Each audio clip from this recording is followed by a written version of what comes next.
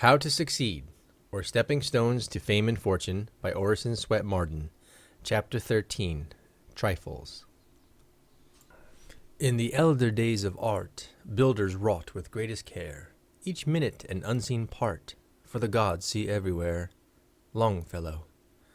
Think not a trifle, though it small appear, small sands the mountain, moments make the year, and trifles life. Young. The smallest hair throws its shadow.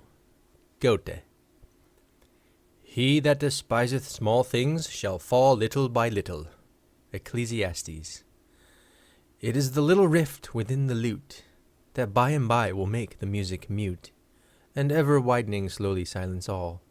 Tennyson.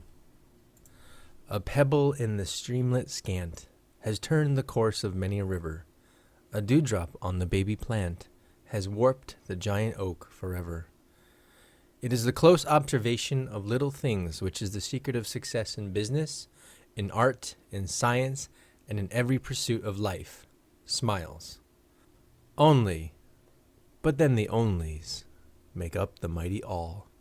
My rule of conduct has been that whatever is worth doing at all is worth doing well, said Nicolas Poussin, the great French painter. When asked the reason why he had become so eminent in a land of famous artists, he replied, "Because I have neglected nothing." Do little things now, says a Persian proverb, so shall big things come to thee by and by, asking to be done. God will take care of the great things if we do not neglect the little ones. A gentleman advertised for a boy to assist him in his office, and nearly 50 applicants presented themselves to him. Out of the whole number, he in a short time selected one and dismissed the rest. "I should like to know," said a friend, "on what ground you selected that boy, who had not a single recommendation." "You are mistaken," said the gentleman. "He had a great many. He wiped his feet when he came in, and closed the door after him, showing that he was careful. He gave up his seat instantly to that lame old man, showing that he was kind and thoughtful. He took off his cap when he came in, and answered my questions promptly and respectfully, showing that he was polite and gentlemanly. He picked up the book, which I had purposely laid upon the floor, and replaced it on the table, while all the rest stepped over it or shoved it aside. And he waited quietly for his turn, instead of pushing and crowding, showing that he was honest and orderly. When I talked to him, I noticed that his clothes were carefully brushed, his hair in nice order, and his teeth as white as milk. And when he wrote his name, I noticed that his fingernails were clean, instead of being tipped with jet, like that handsome little fellow's, in the blue jacket. Don't you call those letters of recommendation? I do, and I would give more for what I can tell about a boy by using my eyes 10 minutes than for all the fine letters he can bring me.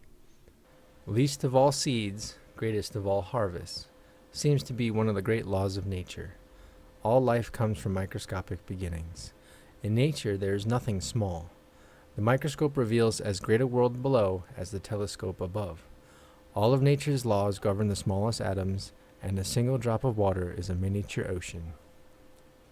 "I cannot see that you have made any progress since my last visit," said a gentleman to Michelangelo. "But," said the sculptor, "I have retouched this part, polished that, softened that feature, brought out the muscle, given some expression to this lip, more energy to that limb, etc." "But they are trifles," exclaimed the visitor. "It may be so," replied the great artist, "but trifles make perfection, and perfection is no trifle. That infinite patience which made Michelangelo spend a week in bringing out a muscle in a statue with more vital fidelity to truth, or Gerhard Dow a day in giving the right effect to a dewdrop on a cabbage leaf, makes all the difference between success and failure." "Of what use is it?"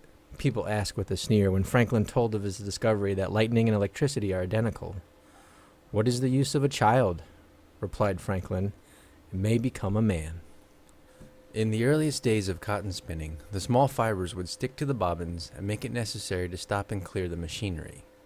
Although this loss of time reduced the earnings of the operatives, The father of Robert Peel noticed that one of his spinners always drew full pay, as his machine never stopped. "How is this, Dick?" asked Mr. Peel one day. "The onlookers tell me your bobbins are always clean." "Aye, that they be," replied Dick Ferguson. "How do you manage it, Dick?" "Why, you see, Mr. Peel," said the workman, "it is sort of a secret. If I told you, you'd be as wise as I am." "That's so," said Mr. Peel, smiling. "But I'd give you something to know. Could you make all of the looms work as smoothly as yours?" "Every one of 'em, mister," replied Dick. "Well, what shall I give you for your secret?" asked Mr. Peel, and Dick replied, "Give me a quart of ale every day, as I'm in the mills, and I'll tell thee all about it." "Agreed," said Mr. Peel, and Dick whispered very cautiously in his ear, "Chalk your bobbins." That was the whole secret, and Mr. Peel soon shot ahead of all of his competitors, for he made his machines that would chalk their own bobbins. Dick was handsomely rewarded with money instead of beer. His little idea saved the world millions of dollars. The totality of a life at any moment is the product mainly of little things, trifling choices, insignificant exercises of the will, unimportant acts often repeated, things seemingly of small account. These are the thousand tiny sculptors that are carving away constantly at the rude block of our life, giving it shape and feature. Indeed, the formation of character is much like the work of an artist in stone. The sculptor takes a rough, unshapen mass of marble, and with strong, rapid strokes of mallet and chisel, quickly brings into view the rude outline of his design. But after the outline appears, then comes hours, days, perhaps even years of patient, minute labor. A novice might see no change in the statue from one day to another, for though the chisel touches the stone 1,000 times, it touches as lightly as the fall of a raindrop, but each touch leaves a mark. The smallest thing becomes respectable when regarded as the commencement of what has advanced or is advancing into magnificence. The crude settlement of Romulus would have remained an insignificant circumstance and might have justly sunk into oblivion if Rome had not at length commanded the world. Beecher says that men, in their property, are afraid of conflagrations and lightning strokes. But if they were building a wharf in Panama, 1,000,000 madrepores, so small that only the microscope could detect them, would begin to bore the piles down under the water. There would be neither noise nor foam, but in a little while, if a child did but touch the post, over it would fall as if a saw had cut it through.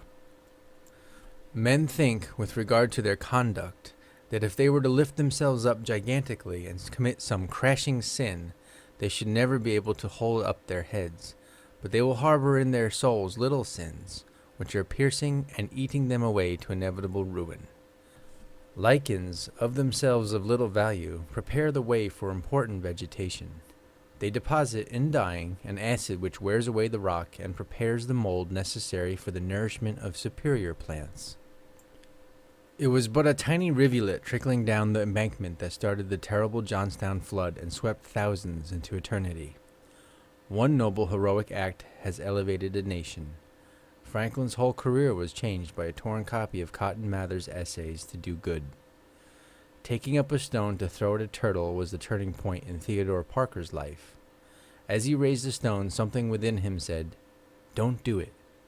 And he didn't. He went home and asked his mother what it was in him that said, "Don't." She told him it was conscience. Small things become great when a great soul sees them. A child, when asked why a certain tree grew crooked, answered, "Somebody trod upon it when it was a little fellow." By gnawing through a dike, even a rat may drown a nation. A little boy in Holland saw water trickling from a small hole near the bottom of a dike. He realized that the leak would rapidly become larger if the water was not checked, so he held his hand over the hole for hours on a dark and dismal night until he could attract the attention of passers-by.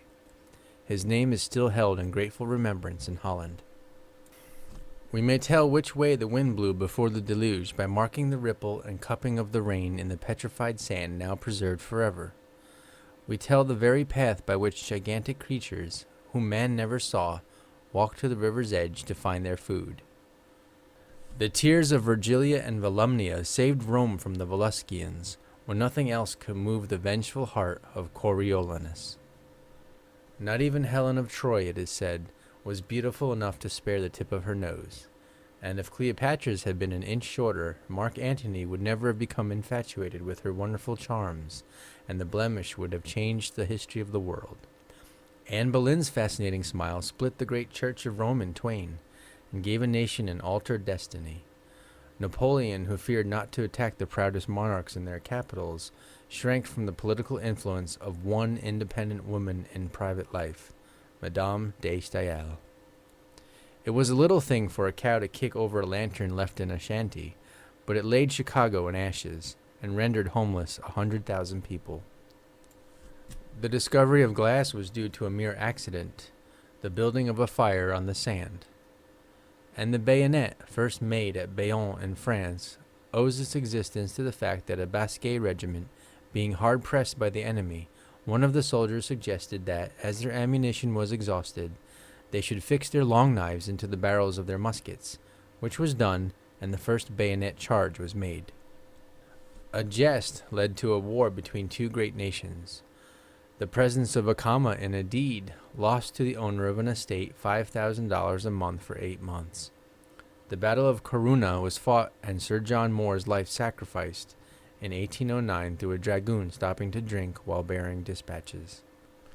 "You do no work," said the scissors to the rivet. "Where would your work be," said the rivet to the scissors, "if I didn't keep you together?" Every day is a little life, and our whole life but a day repeated. Those that dare lose a day are dangerously prodigal, those that dare misspend it desperate. What is the happiness of your life made up of? Little courtesies, little kindnesses, pleasant words, genial smiles, a friendly letter, good wishes, and good deeds. 1 in a million, once in a lifetime, may do a heroic action. We called the large majority of human lives obscure, presumptuous that we are. How know we what lives a single thought retained from the dust of nameless graves may have lighted to renown? End of Chapter 13. Recording by Alex, New York.